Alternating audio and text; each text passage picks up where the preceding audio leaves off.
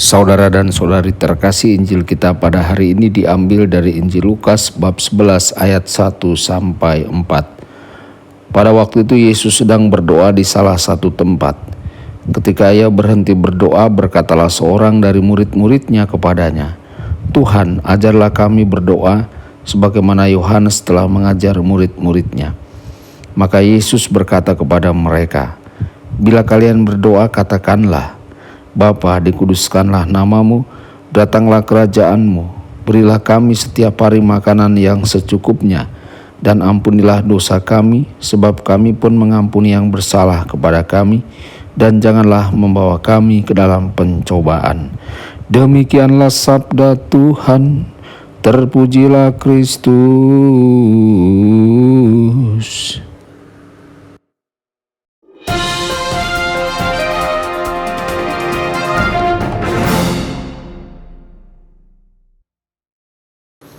Saudara dan saudari terkasih dimanapun Anda berada, jumpa lagi dengan saya Romo Tedens dalam saluran Warta Kabar Sukacita.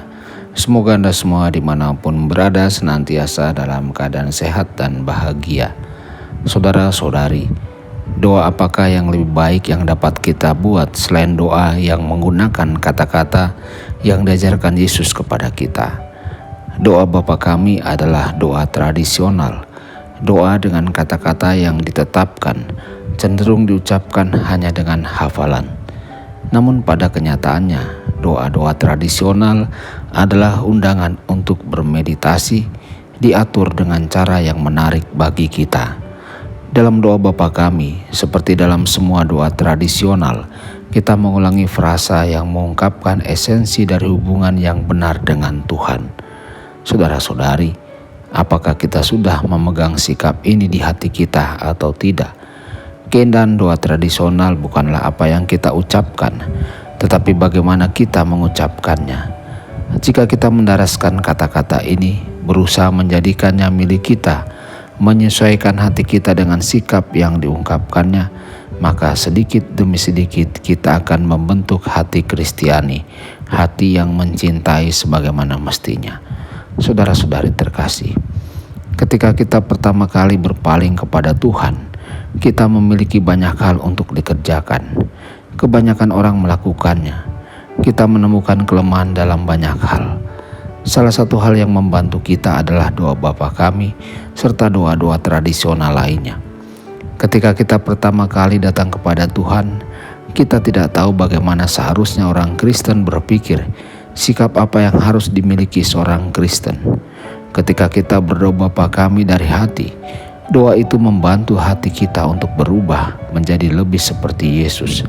Hanya perlu beberapa saat untuk berdoa Bapa Kami, tetapi dari waktu ke waktu kita haruslah merenungkan kata-kata itu.